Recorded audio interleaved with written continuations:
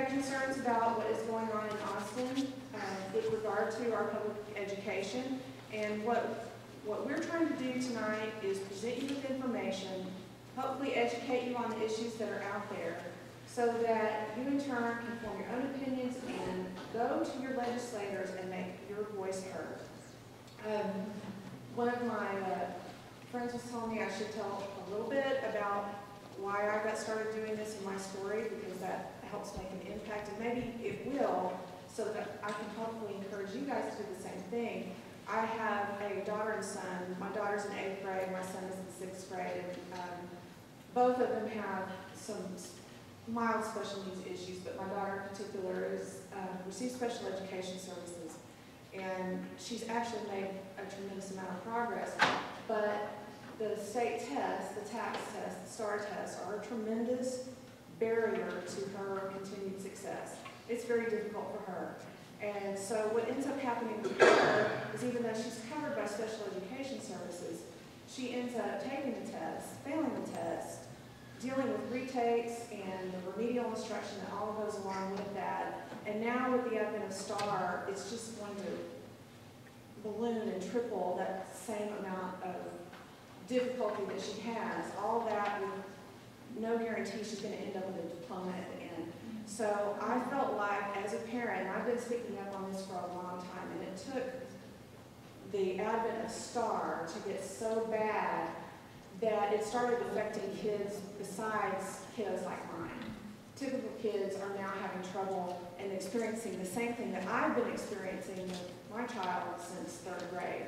So in a way, I guess it had to get worse before it gets better. So hopefully my experience and what I've been doing will help you guys do the same thing. And I'm nothing special. I just happened to write an article for the paper and talk to a few people, and one thing led to another. And next thing you know, I'm down in Austin in front of legislators.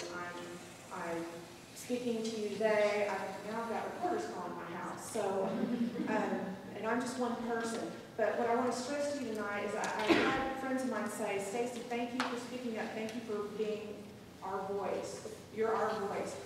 I can't be your voice, and that's what I'm trying to say. I'm my voice, but we need your voice as well. We cannot sit on the sidelines for these issues. And in the past, a lot of these decisions, STAR, tax, all of those have been made without us really being aware of what's going on. We just assume everything's going to get taken care of. Well, that is not what's happening, and you cannot make that assumption. So hopefully, you'll hear about these issues tonight. You'll go back and do your own research and decide that you are going to have your voice heard. So tonight we have speaking from Texas Kids Can't Wait. We have Bonnie Lesley and Linda Etheridge, and from Texans Advocating for Meaningful Student Assessment, we have Susan Kellner and Dineen Majcher. And note cards. We have note cards for everybody? We do. They're scattered out there. Here, I'll get some more. There's some in the chairs. So if you have questions, you think of questions while they're speaking, if you could write those down on note cards, and we'll take those after each group speaks so we can answer the questions. Okay? You ready? Oh, we're ready. My name is Linda Etheridge. I'm from Waco, Texas. Right off the top, though, I'm going to have to disagree with something that Stacey said, because I think Stacey is very special. I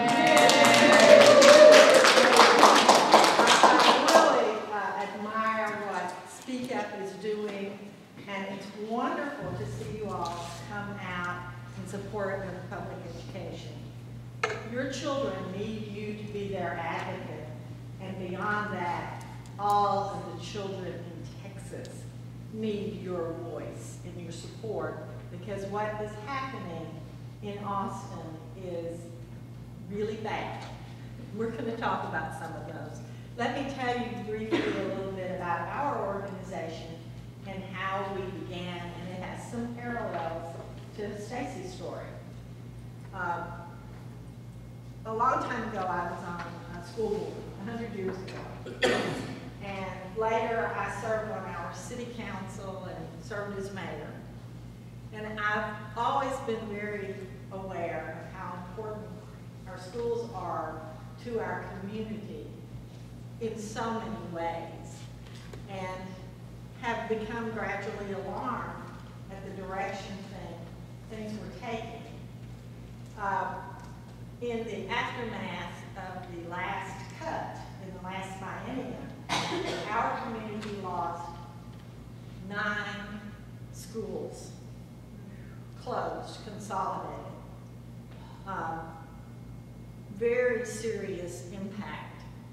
And that was alarming enough to get me out of my rocking chair, because I've been pretty retired. Said, you know, we have to do something about this. And so we came up with the strategies of one, educate ourselves, and Bonnie was key in that because she knew a lot of stuff that we didn't know. But we tried to educate ourselves, and then we began a series of forums, much like what you all are doing. And then we, of course, are communicating with legislators, and we hope by providing people information that they're stirred to political action. And one of the things that's gratifying is when we find other groups that are working hard on these issues. Now, we came at it more from concern about funding issues, and we have spent a lot of time on that, and then vouchers were something that's a new and looming thread. So what we're going to talk about tonight is vouchers. But I want to introduce the co-founder of Texas Kids Can't Wait. It's Dr. Bonnie Lesley. She has 41 years of experience in public schools, and she's also run her own business as a selling educational products for a time. She is one of the best scholars I know. She has also written a book that is used by the Equity Center and that they're using a lot in the lawsuit. And I'll ask her to tell you a little more about that as she gives her presentation. But please welcome Dr. Lesley. What Linda didn't tell you is she was a teacher. She was on the school board. She was president of the school board. She was on the city council. She was mayor of Waco for 2 terms. And she is a genius at getting people to come together and understand issues and do something smart about it. Of course, this was before the partisanship of today. So it was easier then. Well, I don't know. Waco's always been kind of weird.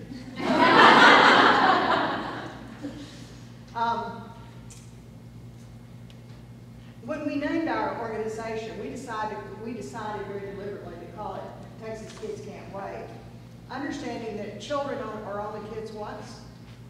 And in 2005, the wheels really came off the truck as far as funding was concerned for schools, and we've seen a steady downturn ever since then, where schools get less and less money every year.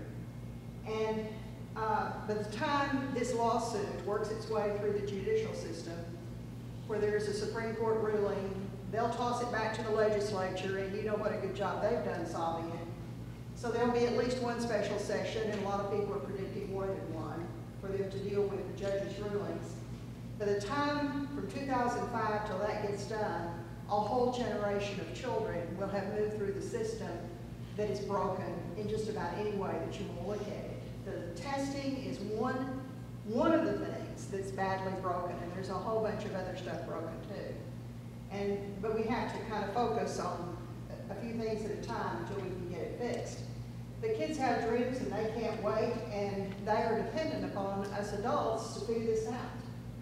And as citizens in a democracy, we all have a responsibility to figure it out and to let our legislators know what we think about what they're doing and to give them positive suggestions about how to make it better. One of the things that we've also talked about is that we organize because we care about kids desperately. We care about the future, and we care about democracy. And Thomas Jefferson said, you can't be ignorant and free at the same time. There has been, there will be. And what we fear with this proposed voucher system is that we will end up in a state where schools are only available to the very wealthy. Middle-class people will not be able to afford Baylor's tuition from pre-K through 12 and then to college. You can't borrow that much money. So that's one of the things that we're really worried about, and one of the reasons that we organized. Now this little guy in this picture, we decided to just put a name on him because he had his press conference. His name is Senator Dan Patrick. And he thinks the solution to education, he said he wanted to be a proponent for public education. But then he turned right around and said we want to have vouchers and move as many kids as we can into the private schools or into parochial schools or into home schools, anything with the public school. And so we're saying, well, maybe not, Senator, maybe not. And then comes the question, well, what exactly are you talking about when you talk about a voucher? A reporter called me today, and that was the first question she asked me. She said, well, what do you mean when you talk about a voucher? Well, there are a lot of different names to the different schemes that they've come up with across the country. And what's going on in Texas has happened in many other states already. And so we can look to them to see what the results have been, and it's not pretty if you look around. And right next door to Louisiana is a good place to look, because the bill that Texas has is almost identical in language to the Louisiana bill. But what we've come down to is that no matter what they call it, it is a scheme whereby public tax money, the taxes you pay on your property, whatever taxes are levied at the state level that goes into education, moving that public tax money into the private sector through private schools or into parochial schools. So what's on the screen now is the name of some of those strategies that have been used, and I'm going to briefly go through these. And this one scary thing, we haven't been playing watchdog here as closely as we should have, is Texas already has a bunch of these in law, and kids are enrolled in these programs. Charters, there are some publicly funded charters that are doing a fairly decent job. There are some that are awful. We have seen a lot of scandals across the country with charter management, lots of fraud in managing the money. And we have also not seen a single piece of research that verifies that it does any good. Because once they control for poverty of the students, charter kids do no better than public school kids, period. Virtual or online schools in Texas, it's called the Texas Virtual Academy. 10,000 Texas kids are enrolled in the Texas Virtual Academy. They're at home with a laptop. They don't have a school. Those schools, by name, the virtual school, get as much money per child as you get in Lewisville. In fact, they get more. They get the state average. And I was looking at your numbers last night. And your expenditures per student are slightly below the state average, even in Lewisville, which is a fairly well-funded district in comparison to a lot of others. So those virtual schools get more money than you get in Lewisville to run their program. There's something, well, the home schools have been with us for a long time. There's proposals now to give parents the voucher to keep their kids at home. So if the voucher's worth $5,000 and you have 4 kids and you want to homeschool, you get a check for $20,000 to run your homeschool. Tax money. There's something called a parent trigger, and that is already in the law, whereby parents, not even a majority of parents in a school, can sign a petition and get control of the school, take it out of the school district, take the money with it, and run the school any way they want to, and they don't have to have certified teachers or administrators. They don't have to follow any of the accountability rules or any of the stuff that public schools have to follow. There's a whole bunch of scholarships, different kinds of programs that we've had at Texas. I don't know the extent to which they've been used. And then there's something called education savings grants, or plans they're called. But in Texas, what they're calling it is the taxpayer savings grant. And the way that is supposed to work is that businesses will be encouraged to donate money for vouchers to give to public school kids to go elsewhere. And then those businesses get a tax break for the amount of money that they contributed. So it's money laundering, I think. They're saying, it's not going to be tax money, it's going to be private money. Well, they get the tax break, which takes money, and then when that money then is unavailable to the public schools. So that's what that is. So if you want to know more about any of these, we have a webpage and the address is here. It's www.texaskidscan'twait.org. And we have if you click on issues on the menu bar, there's a page for each one of these that gives you research on it, gives you information about what's happening in Texas about it, even some references to organizations that support this kind of stuff so you can see what they're up to. And I do a lot of stalking of the internet to see if I can find that out. So how much is a voucher worth? We really don't know how it's going to turn out, but I began to get emails last night and this morning that leads me to believe that there's either a bill been filed or about to be filed that sets the voucher amount at about $5,100. If they go with the universal voucher plan that originally was laid out, that's not what Senator Patrick laid out in his press conference, but if they decided to go with that, every kid then would be allotted $5,100, public school kids and kids who want to go to other kinds of schools. And the money that would be saved to the state then for every kid that goes to private school would be about $4,200. So that's why it's called a taxpayer savings grant. But that $4,200 doesn't stay in the school district where the kid lives. It goes to the state, who will then use it to award other vouchers to other kids. So what I think that means to Lewisville is that you would have approximately half as much money per child to run your school district under that scheme as you currently have, and you've already been cut a whole bunch of money. How many million? 54 $54 million in the last biennium. And it would be more than that because you didn't get cut 50% in the last biennium. So you're down, you would be closing schools. So it's a very, very serious thing. And we usually tell people when we do our presentations, we're here to make you angry. Are you angry yet? Yes. All right, good. Just not at me.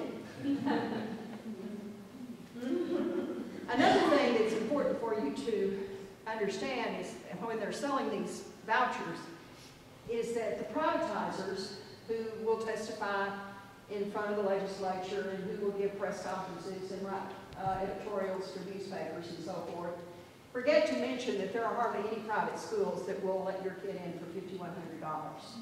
Some elementary maybe, but not secondary. Some of those prized private schools cost as much as Baylor cost. And that's a lot. If they don't tell you that, they don't remind you that there's no transportation to and from those schools. So if the school's way across town, both parents work, how are you going to get that kid to school? How are you going to pick them up and get them home? 60% of Texas children are eligible for free reduced lunch. 60% of our kids are in economically disadvantaged homes. How are they going to get lunch? In Waco, there's a whole gang of people that meet every Thursday and pack backpacks to give to kids to take home for the weekend because there's no food in their houses. And you want to offer them a voucher to go to a private school? No, I don't think so. Uniforms is another issue. Private schools usually require the kids to buy their own textbooks and technology, lab fees and other fees, and so forth. So there's a big cost that they're not talking about that could really put kids at risk. And then another thing, if a child leaves the school district, goes to a private school, they take the money with them. They screw up in 2 weeks and get kicked out, come back to your public school. They don't come with the money. The money stays in the private school. Or that's how most of the bills are written. Another big problem with vouchers is that they lead to segregation and balkanization of the community. Kids, if you look at the charters across the country and some of the private schools that receive voucher kids, You will see kids divided by race and ethnicity, by language, by class, by gender, by ability, by religion, by political persuasion, and every other thing. And so we've worked 60 years to try to figure out how to be an integrated society. If we go to vouchers, we're right back at square one with a segregated school system in all kinds of ways. And that's a huge threat to democracy. And then, I mentioned this a while ago, I look all the time at research studies having to do with this. And one of the big points that they always make in the studies is that moving a kid from one school into another school is not a treatment. So why would you expect that achievement is going to go up or down just because you do that? What makes a difference is what the teacher does with the kid. And if there's not certified teachers in those schools, it's problematic as to whether there would be improvement. Teachers will not be paid nearly as much in the litigation. I was deposed for the litigation. I don't think I'm going to have to be a witness, but they thought I might be. And one of the questions the state asked me over and over is, did I understand that the minimum salary for Texas teachers was $26,000? Yes. Well, then don't you agree that districts are wasting the taxpayers' money if they only pay $26,000 for a teacher? No, I don't agree with that. We want the very best teachers we can get for our kids, and we want teachers who have enough money to buy a theater ticket and a book and a trip to Washington and to have a decent life themselves so that they're models for the children. Not,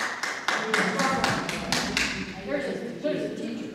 No, I'm not a teacher, but I love teachers. Good. So if you're trying to make a profit, and I ran that business for 10 years and I learned a lot, nothing good. But if you're trying to make a profit, your job every day is to look for ways to cut costs. And so you can forget the Friday night lights.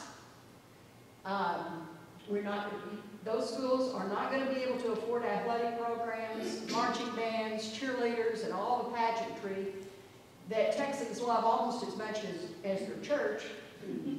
And because they're not going to be profitable. If they have them, it'll be pay-to-play systems. And again, there's no research evidence that it's better. Very quickly, I want to point out, too, that the bills have been written. The one that's already been filed for special ed kids says that TEA will have no regulatory authority over these schools, no oversight whatsoever of standards, testing, or curriculum. Yet, public schools will continue to have that oversight. On finance, the only thing that the private school has to do is get a CPA to do an audit once a year, but they don't have to show it to anybody.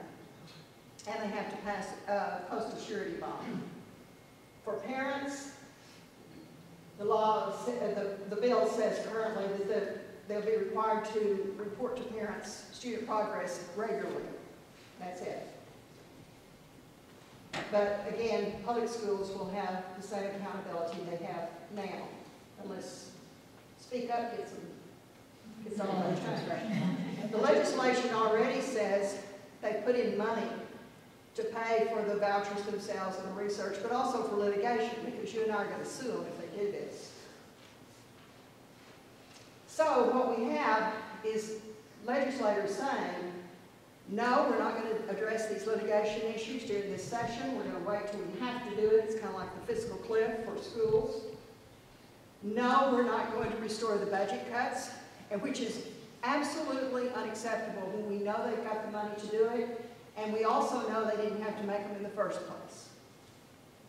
That's a very serious thing. But then they're saying, yes, we will fund private sector schools. So in summary, a voucher by any other name is really a vulture. And they're looking for the dead bodies of our kids, I'm afraid. I have to conclude, but I want to talk to you about how you can contact us if you would like to. We have the webpage, as I mentioned a while ago. It's got a lot of information on it that you can choose from what you want to know. We're also on Twitter. It's TX Kids Can't Wait. We also have a Facebook page, and there's a lot of good conversation there because we're linked with all these sister organizations, and so there's a good exchange of information there. And we also have a Gmail account. It's TexasKidsCan'tWait@gmail.com. So you can contact us any way you want to, and if you sign up with us, if you'll give us your email address, we will send you our alerts, information that comes along as we get it all the time. Thank you very much for your attention. We'll have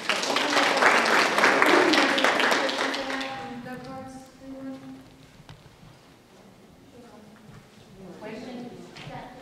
Oh, no, I'm just speaking it out loud when she has time. Okay, so you have some questions. Okay. If I don't know the part. Sure. I just asked. Sure, go ahead. I want to know why we have to test it all. I mean, why do you do that? That's a wonderful transition to That our is next exactly speaker. yes. Okay. They're right as a Speak on speak on and yay. You want me to read this or what? Go ahead. What is your view on kids being able to transfer to another public school if their current public school is underperforming? They could already do that. That's Yeah. already Yeah, I was just wondering, is that, like, vouchers are going from public to private if you're taking money, but there's some concern about public, you're taking kids out of one public school, now this school gets less money, all you're doing is hurting this school, Yeah. yet the parents need to be able to take their kids out of a public school, put them in another one that are performing. I didn't know if there was an opinion for Texas Kids Can't Wait on that, or if that's. No, we have no okay. opinion on that. We have individually have opinions on it, but we don't have an organizational opinion. Can I say mine, I couldn't write it down well.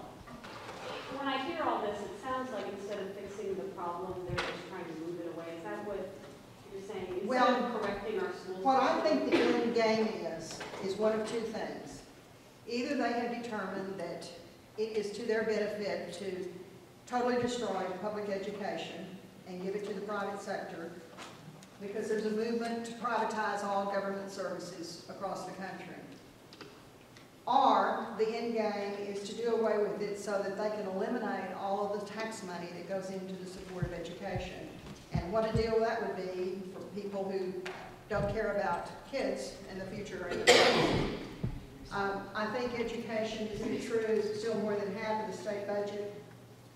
So if they could eliminate those taxes and they don't care what the consequences are, there would be that incentive to do so, which outrages me, and I'm sure it does those of you who have kids in school. But that's a good talking point, though, if you're ever talking to a legislator. I think that's a good point to make, is it seems like we're trying to solve, instead of solving the problem with the public school, you are trying to solve it by moving it away. I think that's a good way to voice that concern. So I don't remember which presentation of this morning mentioned where we stand in terms of the rest of the states. I don't know if it was you all, or whether you said that today. Yes. Yes. Yeah, this is an outrageous statistic. Based on 2009 data, Texas is 49th in the nation. Mississippi spends more money than Texas. And all my life I've heard people say, thank God for Mississippi, at least somebody's worse than we are. They said that all the time when I was in Arkansas. Everybody except Nevada spends more than we do on education. Also, we are about $3,000 below the national average. Now, if it were football, we wouldn't accept being average. We'd have to be at the top, and yet we are allowing our situation to be 49th in the nation. The only state worse than us in 2009 was Nevada by $1 per student. That was before the $5.4 billion cut. And we have had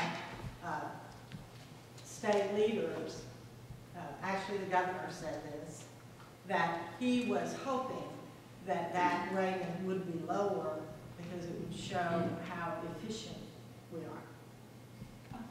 And you know, this is something, when I first started working on this, I've been working with the Equity Center, and I was looking mainly at there's $10,000 difference per child between the worst funded district in the state and the best funded district in the state. And so when I first started looking at it, I didn't look much at districts like Lewisville because you all have more property wealth than a whole bunch of other districts. But then when you look at, I looked at your expenditures, your revenue per student, what you spend per student, local, state, and federal money, you are below the national average, even in Lewisville. Only 12% of Texas kids are in schools, individual schools, not districts, that have the national average expenditure. And there's a direct and positive relationship between money and scores and dropout rates and graduation rates and all of those other indicators that we measure. So if you look, for instance, at the unacceptable schools and school districts in this state, they are all in those bottom two layers of funding. We have a couple more questions for you. These are quick. Are members of the education committee up for election? Wish they were right now. Well, we have elections every 2 years, so we're drafting candidates. Yeah, So if you're interested, let us know. Yeah, if you're watching how they vote, you need to watch how they vote and make it known that your vote is going to depend on how they conduct themselves during this legislative session. You're watching, and that's what they need to know. Stacey, I want to add something to this comment about what we're talking about these inequities. One of the things that's important to remember is every public education child in Texas is held to the same standard. But you have these huge differences in how much money there is available to help a given student reach those standards. And so, and that was highlighted by those cuts. And when the legislature says we're not going to address this for a good period of time because they're letting the litigation roll forward, the cuts had nothing to do with the broken system of funding. The cuts were an austerity move, and that's why they did it. There is no reason that they have to wait for some restoration of funds because of litigation, because it had nothing to do with the litigation. And it is very disingenuous, I think, for legislators to use that excuse. There's one more question.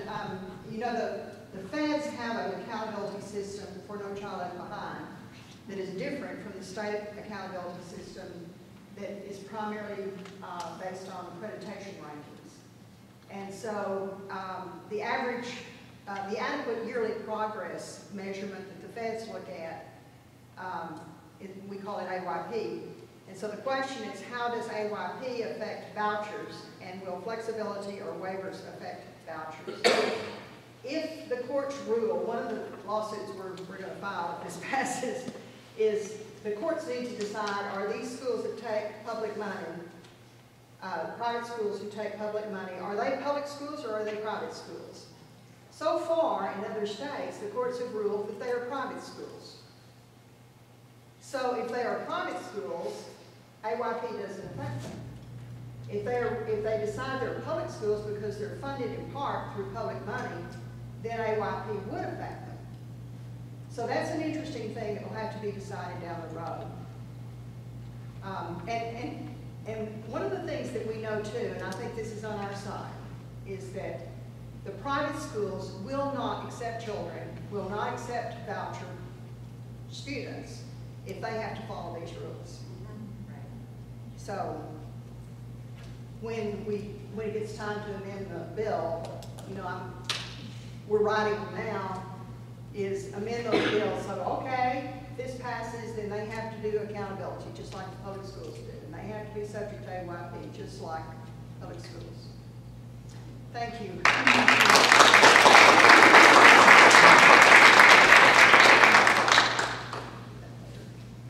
you want me to sit here, or do you want to do it? Hello, my name is Dineen Majcher, and I'm here today with Susan Kellner. We are both on the board of Texans Advocating for Meaningful Student Assessment, emphasis on the meaningful, TAMSA. And we are a grassroots, statewide group of parents who formed predominantly because we had kids affected by the system right now that are in the system. I have a 10th grade daughter. And I want to get a feeling, how many of you here tonight have elementary school age children? Okay.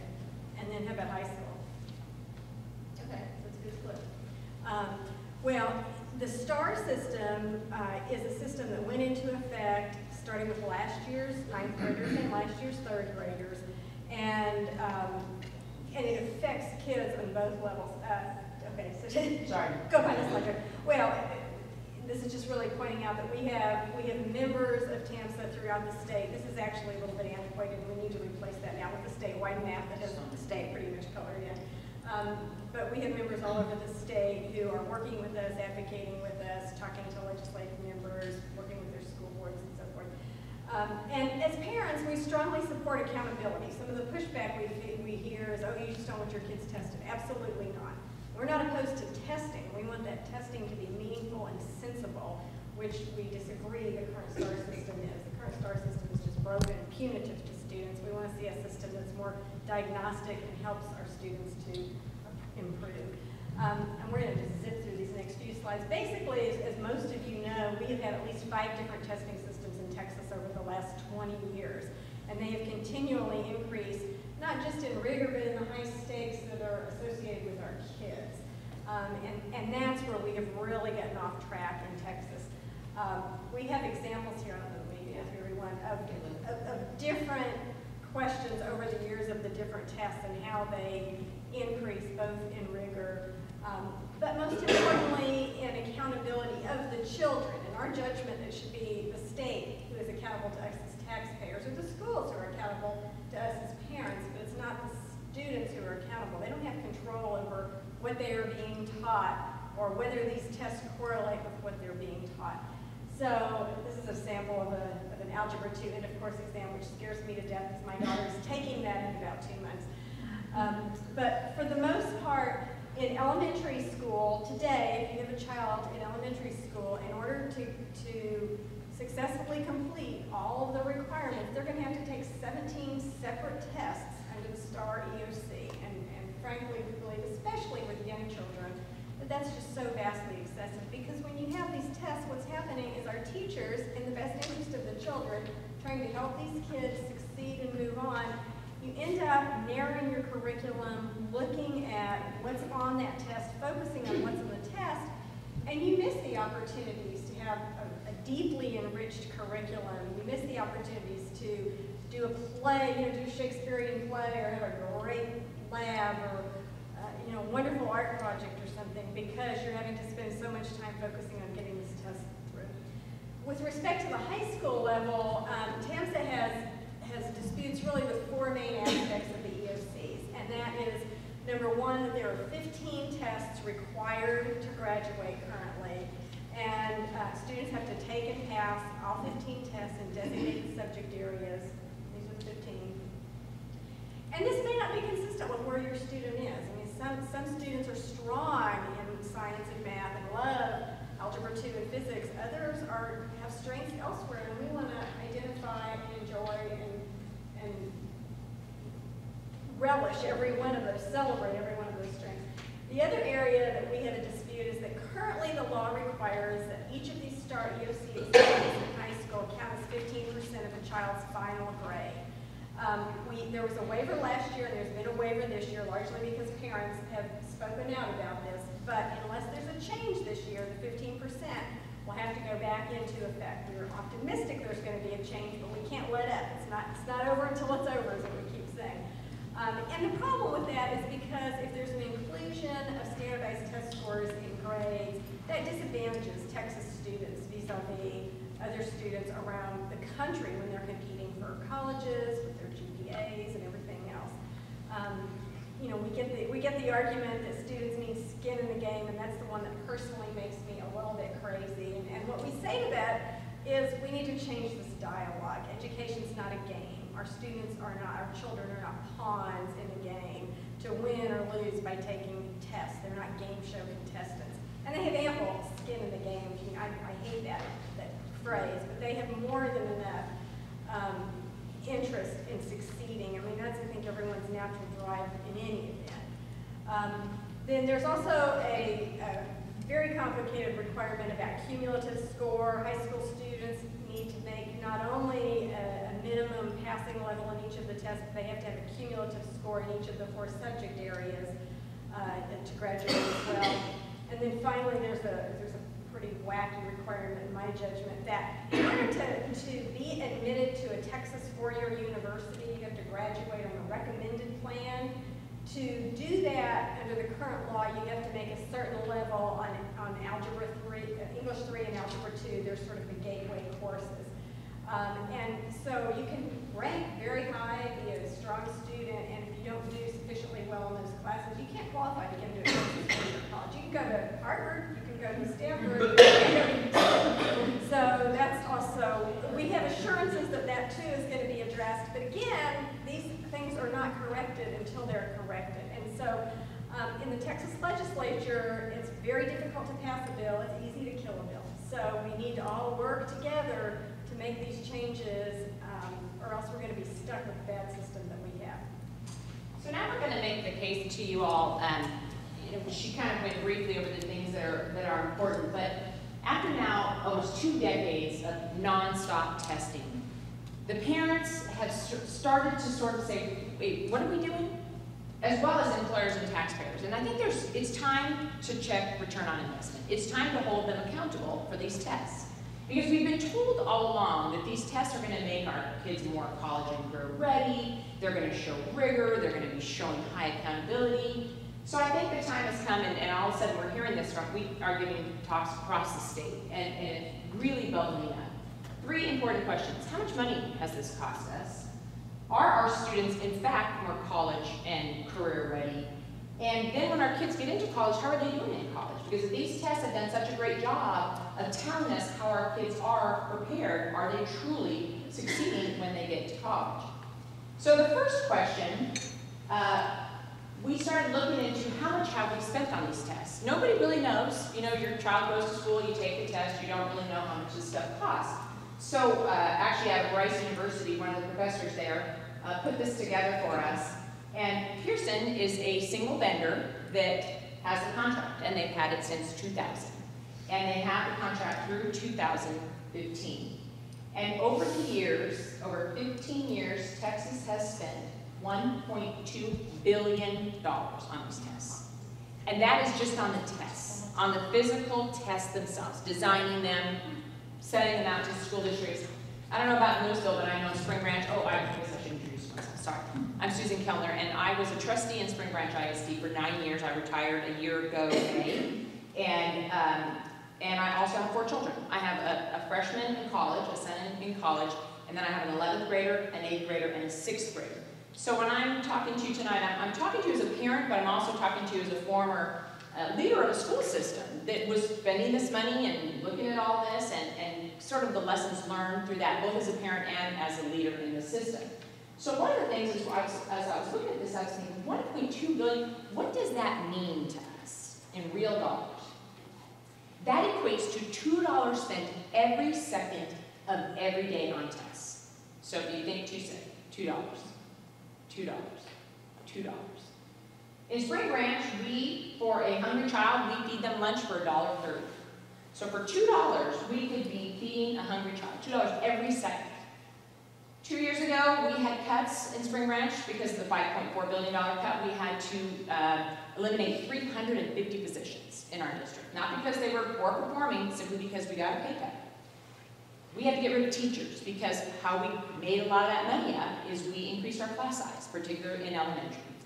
So we had to cut a lot of teachers. This equates to $50,400 every 7 hours, 24 hours in a day. That's 3 teachers plus every single day, or 1,277 teachers per year, every year, that we could be spending on teachers in the classroom, but we're spending it on these tests. In addition, Pearson is the vendor, as I mentioned. They have all of a sudden, we kind of take these tests that at face value. They've got to be infallible. Surely they're strong tests, right? Pearson has had major quality control issues, so we want to encourage you not to just trust that it's a test. You don't get the test back. You never get to see the test. So recently, actually, in Texas, December 3rd of this past year, we had students that were retaking English Writing 1. They had already failed it. This is their second time taking it. Some it might have been their third time taking it. And they had these students sit down at the computer terminals for an hour and a half waiting for Pearson to load the test. Pearson was never able to load the test. After an hour and a half, these kids were told to go back to class and then we'll try again maybe tomorrow. These are kids that if they don't pass this test, they're not graduating from high school. They're extremely stressed about that. You can imagine the night before, these kids are worried. And they come in and they sit at a computer terminal for an hour and a half, and then are told, sorry, we couldn't load the test. I mean, there are situations like that going on.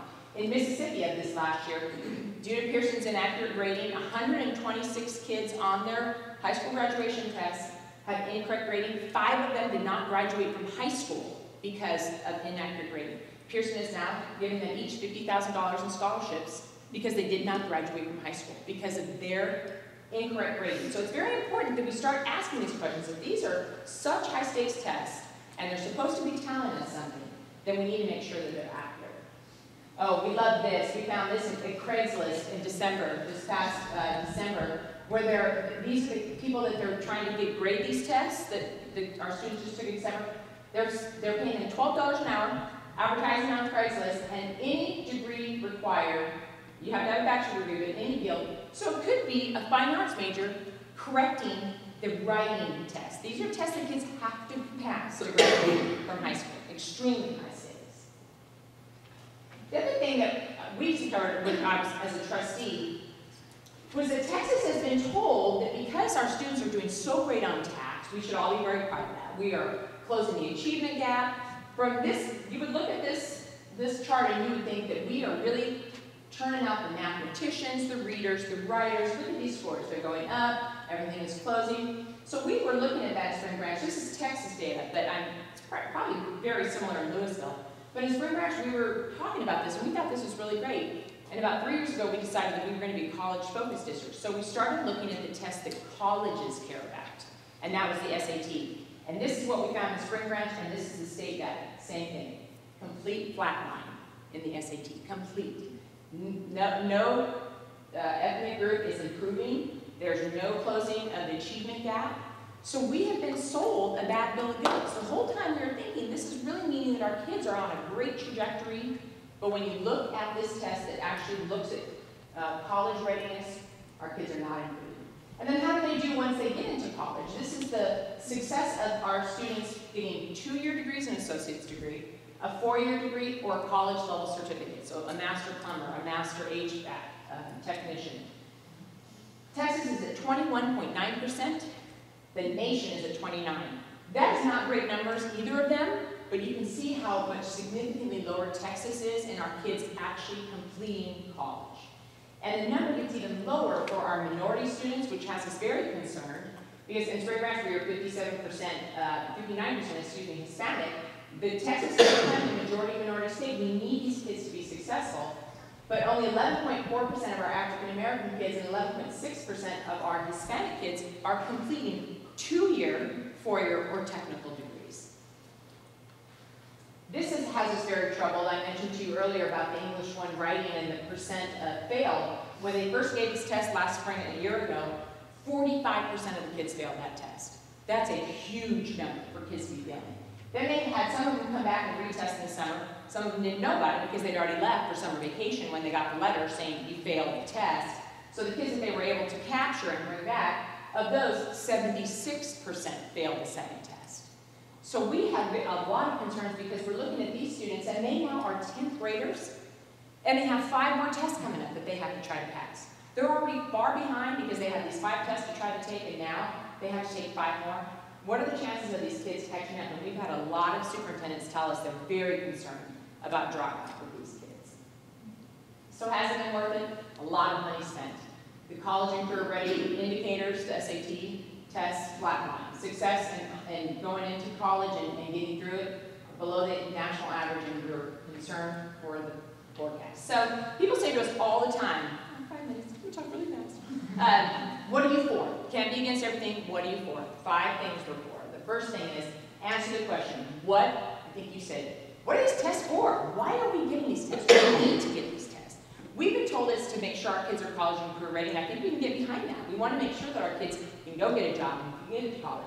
But if that's the fact, then we need to be giving them a test that the colleges care about. My freshman applied to 9 universities inside, in-state and out. None of them asked for his tax scores, not one. All 9 of them asked for his SAT or his ACT. So we're going to be really driving, if the conversation is about are we getting our kids ready, then we need to start with the ACT, and you back it up.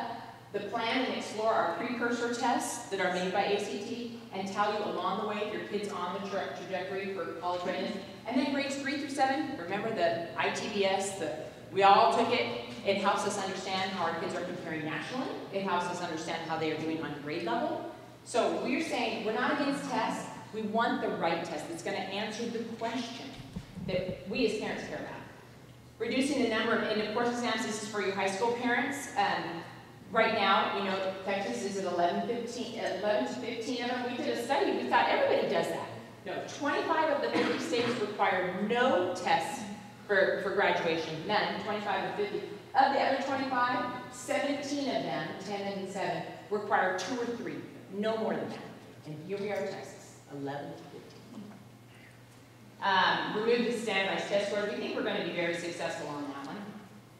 Remove the Algebra 2 and English 3 performance. I don't know if you can see that cartoon, but he's saying for a fair selection, everybody has to take the same exam. Please climb that tree, and you have monkeys, and you have elephants, and so we're expecting everybody to be mathematicians and humanities experts to get into a 4-year college in Texas. You can't, by law, you cannot get into a 4-year college in Texas if you do not have that fixed. And then this crazy cumulative score. Everybody says, what? It's very complicated. So we think that we're going to get rid of that. Senator Patrick has said he doesn't even understand it. We just think that there's some, oh, you can't even see that. Personal quality is not measured by tests. It's not all about a test. And then, as Albert Einstein says, we believe in standardized automobiles, not human beings. What have we done so far as TAMSA? A whole heck of a lot. Particularly met with legislators. That is a very big deal right now. And we need you all to do it too and help us with that and reaching out to legislators. If you're not comfortable meeting with them, then at least telling your story, like what you just did, and emailing them, calling them, and that's how you can help. And then here's our contact information. We need you to do 2 things. First of all, we need you to sign up on our website. And I always say, if you've got one of those smartphones, you can whip that out and sign up now. And we need to do that for the one reason to do that is because we will send you e-blasts that tell you specifically when specific legislation is moving. We'll tell you who to contact, their phone numbers, their emails, all of that. We'll tell you what to say. So I know y'all are busy, and it's also a very tricky system. How does the bill move, committee, all that? Well, we're watching that for you. So we'll watch that for you. So if you sign up on our website, you will get instant e-blasts. Also sign up on Facebook. I'm not a big Facebooker. I don't check on Facebook all the time, but I get my emails sent to me, which is why the website we've found is a better way to get those e-blasts. But on Facebook, that's very public. And they can see how many people have signed up on this. And I'll give you one quick example. When that whole disaster happened on December 3rd, with the students not being able to take their tests, a lot of newspapers wrote about it. We posted it on our Facebook. Within a day or two, Pearson posted an apology on our Facebook page. They're watching. And the legislators are watching, and they ask us all the time, well, how many members do you have? How many people do you have? And they're watching that number, and the comments and the likes, and it's exploding. So we have gotten great response, honestly, on this issue. I've been fighting education battles for a long time, and I was saying I always have somebody on the other side of me, even if it's something that I think is, a no-brainer. I always have somebody fighting me. Not on this issue. This is an amazingly unified issue. On the left, on the right, people see this as a waste of money and a waste of time, narrowing our curriculum, really changing what's happening for our kids in these classrooms. It's not about inquiry anymore. It's just pass the test. What do I need to know to pass the test? So if you, that's kind of our spiel, and that's what we want to let you know. We're happy to answer any questions, and we'll stay after too. Any question, Card, or just? To me, it seems like it's about people making money. It's about politics and power and money. That's exactly. It's like a lot of people want to get rich here. Yes. Off of us and destroy. They want to destroy the school system. That's their goal. Because if they can destroy the school system, then people can come in behind and privatize and make a fortune. That's what it is to me. And I've just been sitting here just about an hour. Yeah. And I think until you put all the pieces together, we got energized around the 15%. How dare you, I'm a big local control person, especially because I was on the school board, how dare you come into my classroom, the state, with a state design test and start messing with my kids' GPA, which affects their class rank, affects where they're going to go to school, out-of-staters don't have to do it.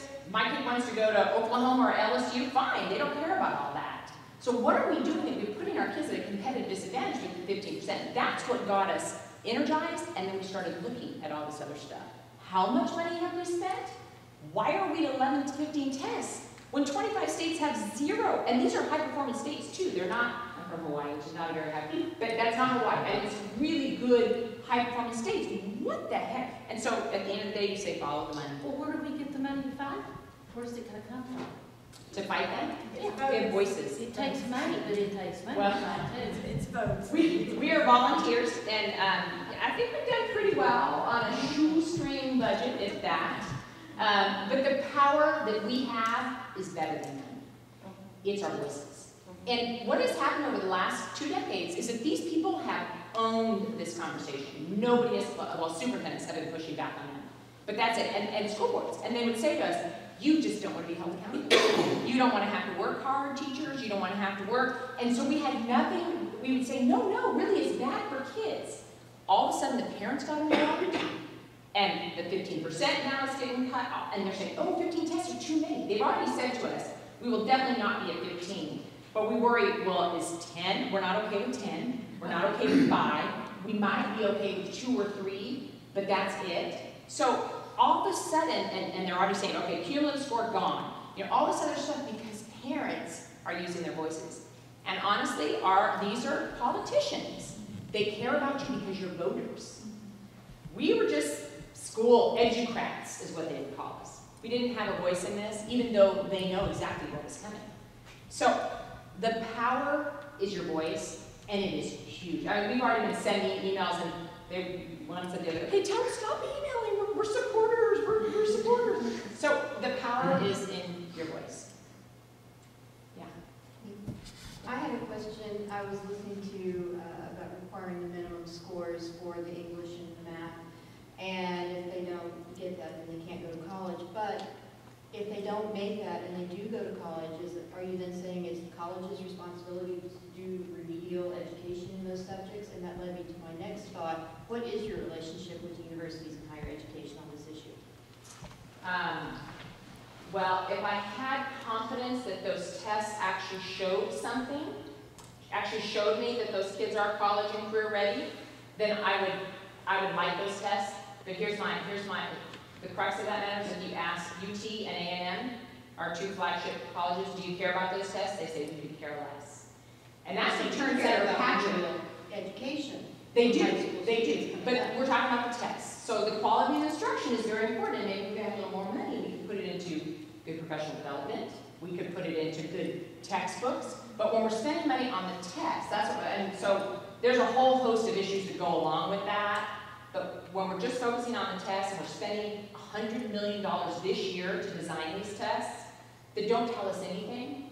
So either we need to get the higher ed people starting to care about this test and telling us these are valid tests, or why are you doing this? So, but the remediation is a real issue. That's a real issue. What is our relationship with colleges? You know, we really, because most of this is in the TEA code, it's in the Texas Education Code, we've really been dealing with them. You know, I don't know. It seems like it would be a good partnership. Mm-hmm. Yeah, we've met with several of the colleges, we've talked to the admissions officers, we've talked to people in higher ed coordinating board, and so, yeah, we have pursued those avenues. And they sort of said, ones that we met have said, well, it's kind of TEA's deal, go talk to TEA, so we get shunted back to TEA. And I will tell you, I have concerns because of what I've witnessed this last year with respect to, frankly, the validity of the tests. Because in writing, for example, I don't believe that 45% of the students in Texas really failed writing. What happened is TEA, the state, implemented a brand new test, a different kind of test, and writing was the only one of the tests for the 9th graders that they went ahead and set the passing rate high. The passing rate for the other tests was in the 30s. The passing rate for writing was in the high 60s, as I recall. And just anecdotally, I mean, I know from our school, there's the child who is currently rated as valedictorian and who has won writing awards, scored a level 2 on the writing test. That tells me that's not well scored. We talked to him on this morning, whose kid on PSAT scored 98% on the writing and didn't pass the writing test. Now that tells me... National merit semifinals. Yeah, I mean, that makes me worry about the validity. And then if you look on the website, on the TEA website, and the grading rubrics, they are so good. It's one page of a grading rubric, and they're very general and very subjective. So, you know, our kids are told to go in, write 26 lines, have an opening, 3 points, and a closing, develop a story. I can't do that in 26 lines. And that's how you're graded, but we don't know if you're graded a 2 or 3. So the situation, if we had more confidence in the situation, if this was something that evolved in a more sensible way, the bottom line is it's obviously not working, it's not sensible, and so why are we punishing our kids? I mean, it's the kids that suffer. It's that 45% of the kids that failed and have to retake it. They're not being well remediated. There's not good remediation material or information from the test. They don't get their test back to see what they didn't do well. So, yeah, in a perfect world. There are lots of schedule and rules. Yeah, by the way, when the state cut $5.4 billion, they cut the money for remediation. So the districts are picking it up. So they're not funding what they're requiring. I was an English teacher, and I was a curriculum administrator for 100 years. 100 years for each of those. When she was showing you the graphs about the test scores and how they went up on the state test and how they flatlined on the college test, teachers have been telling the state that for at least 30 years. That the way the tests now drive instruction is hurting kids because you're not able to teach the higher level thinking skills that you need to teach and give kids experience in order for them to do well on those more rigorous tests. And so that's exactly why you have that flatline. Nobody's got time to teach the stuff they need to teach. And the example that Dineen just gave you about the writing test is absolutely correct. And that's not how anyone who writes. You know, you don't write that way, and kids are smart enough to know that. It's just an absurd kind of way to measure any kind of knowledge that's meaningful. And can I speak for the parent whose kid is going to be the one that needs the remediation? I know what remediation is like. I can tell you that the money that they were going to spend on remediation does my daughter no good. It doesn't do her any good to go back and have more test prep to retake the test. And I was asked by a reporter, or it might have been a legislative aide that asked me, so Stacey, if your daughter was not given a test to graduate, would you know if she was college or career ready? I said, well, I as a parent, I would know, no, she's not ready for UT, definitely not. But there's no test available or will ever be available that will tell me if she could do 3 hours over here at the junior college and give it a try. She deserves that chance to do that. If she gets all the way through 12th grade, successfully passes all of her courses, then my child deserves a diploma so she can at least go give that a try.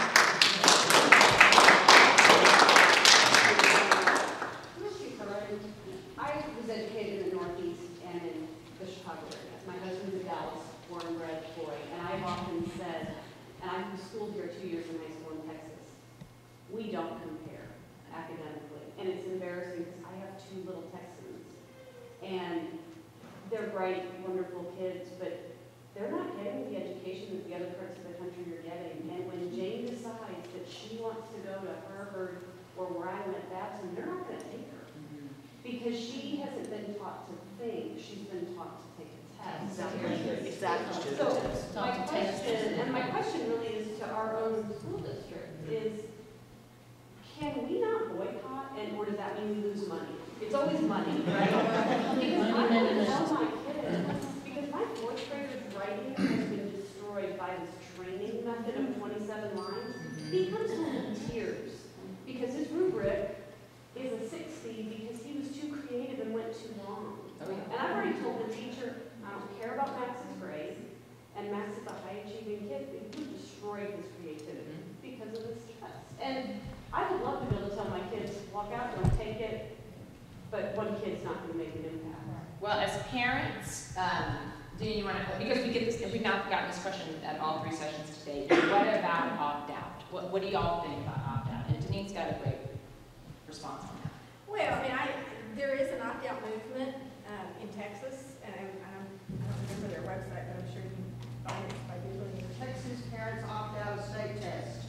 I mean, what I will say is that's not within my comfort level. It is civil disobedience, and I admire that in the right circumstances, and this may or may not be the right circumstances. For a high school parent, and I'm a high school parent, it's just not practical, because there's a 2-week window in which the schools have to give the tests.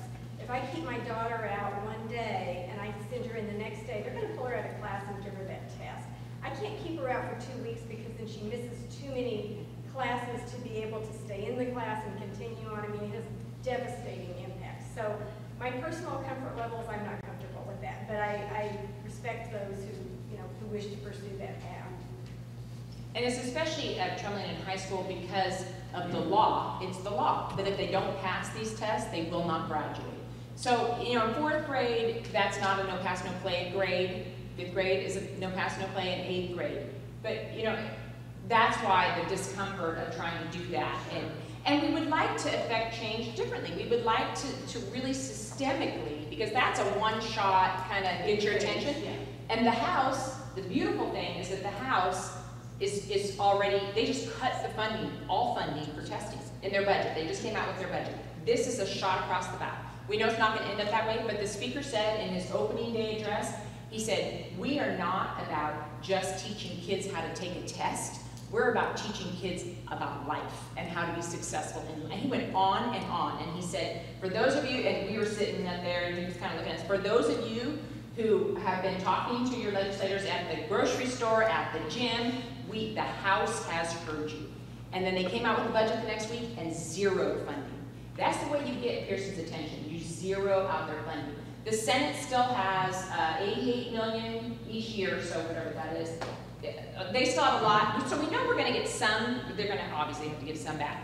But that's the kind, it's sort of an opt-out from the House, and we need to thank the House for that, and we need to thank the Speaker for that, and then we need to get on our senators and say, you guys need to follow suit, and our governor, honestly. A big problem here is our governor. He's very insulated, he's very hard to reach, he doesn't have an email address, you have to fill out a form, blah, blah, blah. And everybody we're meeting with says, but he's going to veto it if we go too low. We keep saying, veto it. Let's see how the parents respond to that, because we're voters, and a lot of us, I'm a lifelong Republican, I'm a conservative Republican. I will not vote for somebody that does that. And that message is already starting to get through to him because our parents are emailing him and calling, especially calling his office. That's another way to do it. But there's a different way to handle that. But we do appreciate that the House has basically said, we're opting out. We're getting your attention. We don't think it's going to end up that way. Yes. Here in LISD, you may know about this, you may not. We've gone through something we call strategic design. It's taken a similar stance on this. It's also based on huge community input, come up with a way to address learning and not testing. And I've shared this with legislators when I've been down there this session, and several of them were amazed how much community input we've had on this.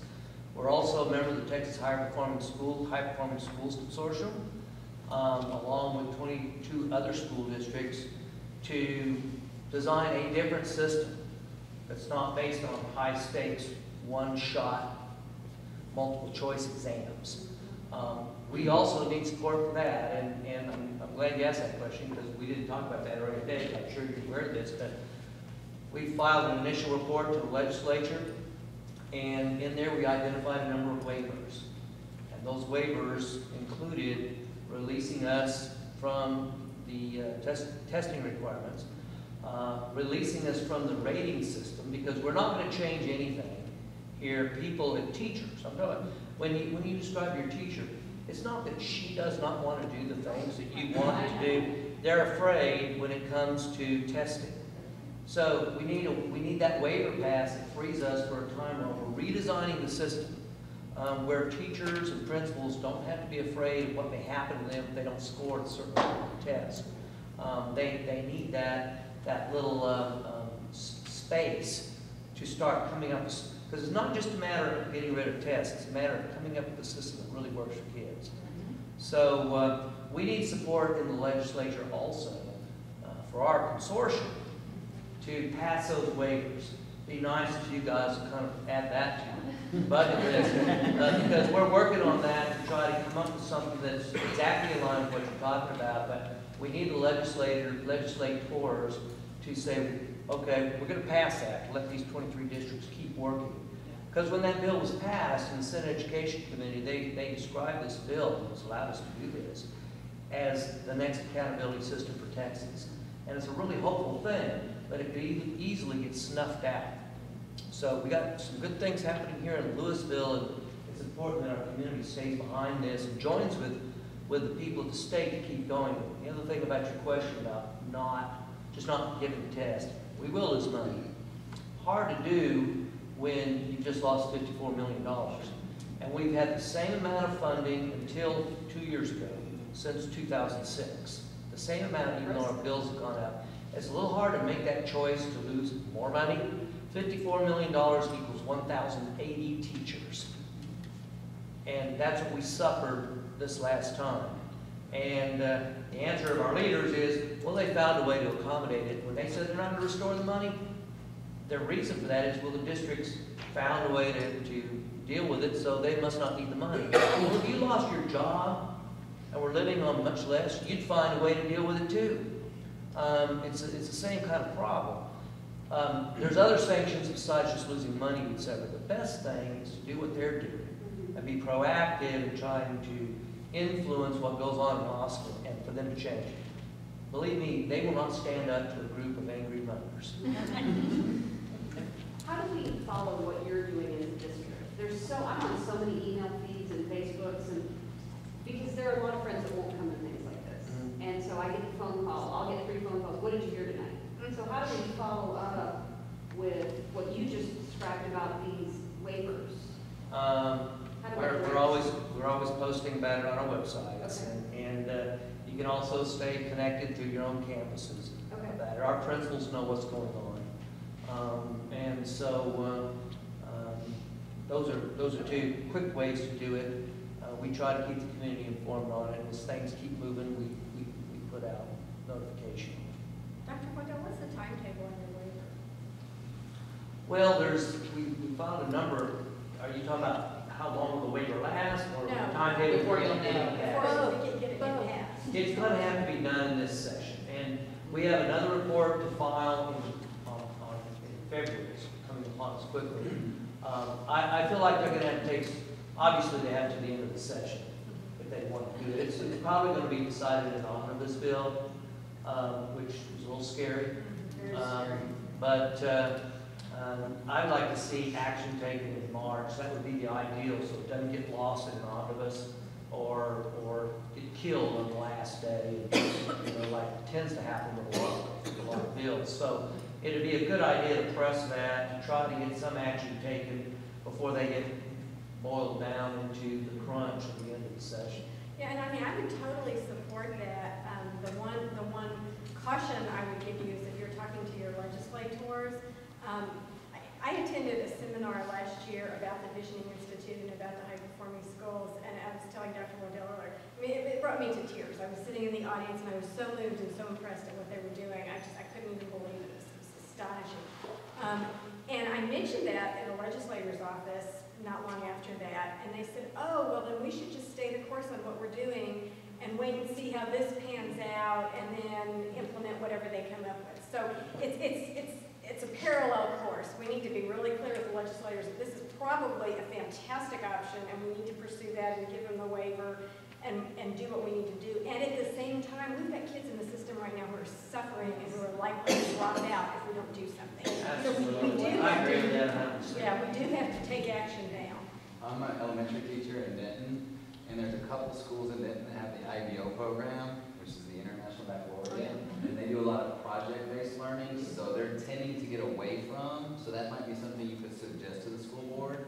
I don't know if that's in Lewisville Lewisville, but it's very expensive, so it's hard to justify, but the teachers do a lot of project-based learning, so that kind of gets away. IB is, but not project-based learning.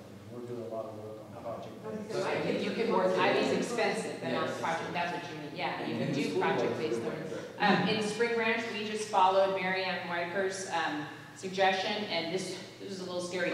Because we want to practice what we preach, and we're saying, let's stop focusing on these state tests, but yet, everywhere you drive, you see exemplary, recognized, blah, blah. So we went over the Christmas break, Duncan Kuzman, our student, went and took every one of those off the buildings. He said, we are no longer going to be using that moniker because it doesn't say anything. It says nothing, you know, and it was scary. And we have to touch it, you know, because parents, there's a pride and truly a false sense of security. And some of our schools, I'll tell you, that were some of the least innovative were our highest wealth schools. Because those kids, you could put a paper bag over their head and give them that test, and they could take it and blow it away, but because they were still so focused on it, they weren't going above and beyond, which is nonsensical. Why wouldn't you? These kids, you can take them further. But because we said, oh, but we don't want to jeopardize. What if we do that? We jeopardize our exemplary status. So Diane Kuzman said, they're all going down. And the board approved that. And so we just did it, and it's interesting because I thought, oh my gosh, they're going to get a ton of phone calls. They didn't.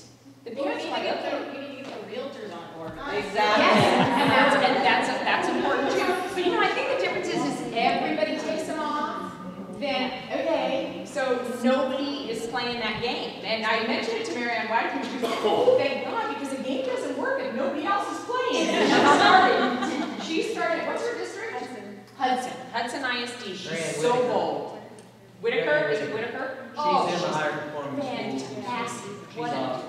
She gets it, and so does Dr. Waddell. I mean, really, thank you for having us and letting us talk to your parents. And Can I just ask one more question? We have a high school student, and he is in the 504 program.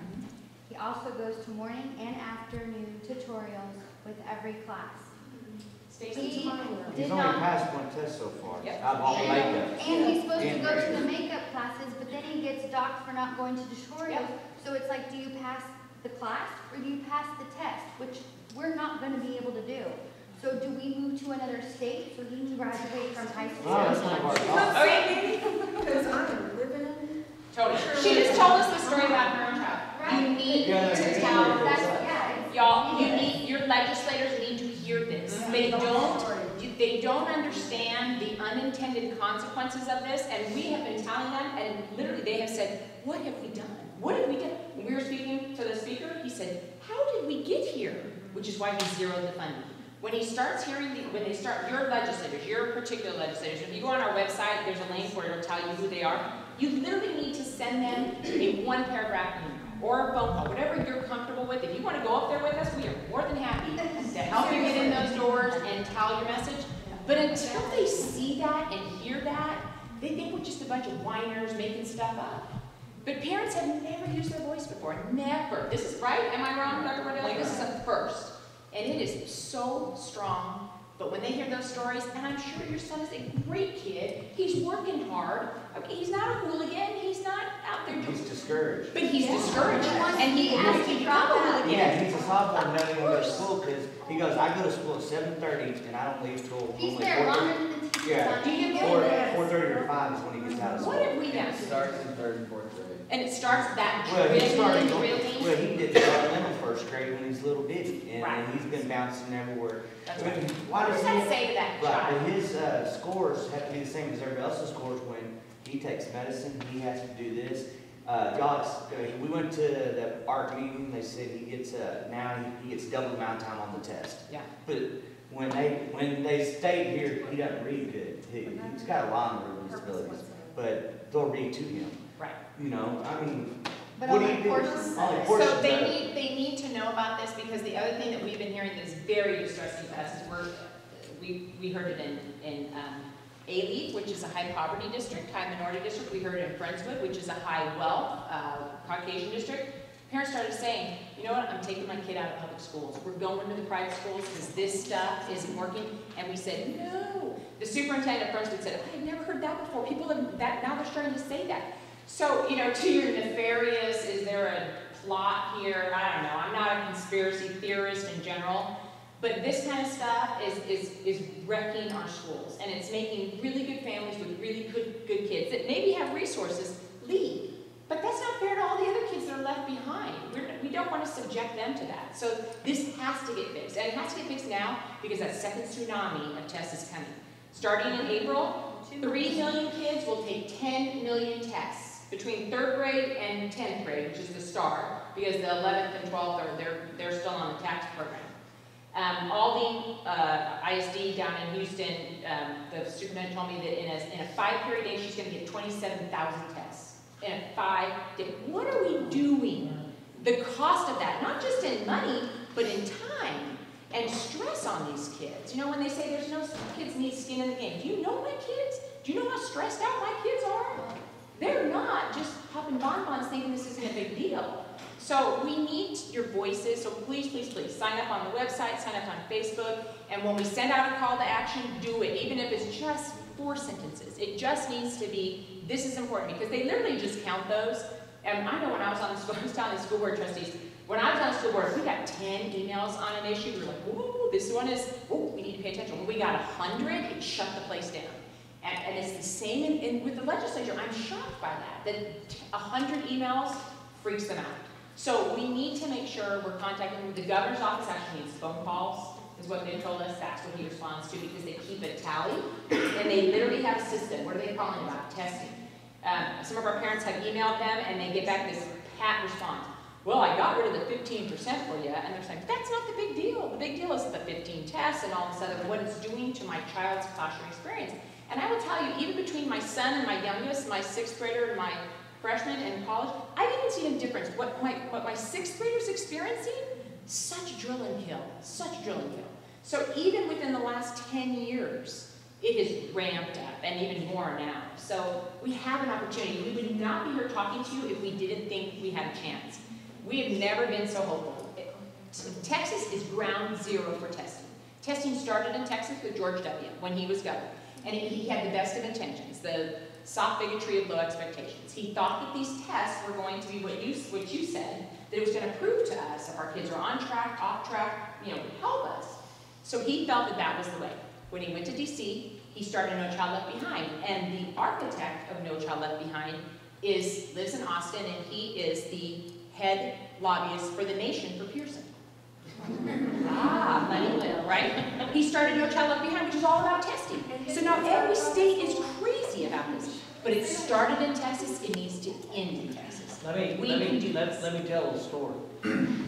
When the Texas high-performing schools had their first meeting with the commissioner this fall, we went upstairs and sat down with him and the State Board of Education boardroom. He stayed a few minutes, didn't stay very long, and left. In that building was this person. He was in the building while we were there. And so I think it was not a coincidence. And when we were there to talk about the High Performing Schools Consortium, Sandy Kress was also at the TPA building. Good, if you didn't name him, I was going to. Yeah. It's really, and you don't want to believe that. You're thinking, am I crazy? I mean, am I seeing boogeymen in the bushes? But it's gotten so out of whack that it makes no sense. And literally the only people that we get pushback from are the vendors and their lobbyists, and they don't like that we're messing with it. But you know what? We might be messing with their livelihood, but they're messing with our kids. Yeah. And that's when we have to say no more, and we can do this. We can absolutely do this, and we will tell you specifically who to call, what to say, when to do it. And I will say the governor is key. The governor is absolutely key because he has the big veto vote, even if we get all this through both houses. And our experience thus far is that if you contact the governor, you'll get back a pat response. As Susan said, you know, we help with the 15%, we believe in strong accountability, whatever. But the key really in dealing with the governor is you need to be persistent. So you get that response back, please take the time to send a follow-up letter saying, I'm sorry, I don't think you understood my first, or you didn't address the substance of my particular circumstance. Please address this. Know that we care. Know that I'm part of a PTA that has 700 members know that I'm in a predominantly Republican area and we vote, but we're not going to vote again Republican if you don't do something to fix it. I mean, you need to be really direct and really persistent because they will say that and it'll make a difference. But particularly with respect to the governor's office, we really need persistence and repeated contact.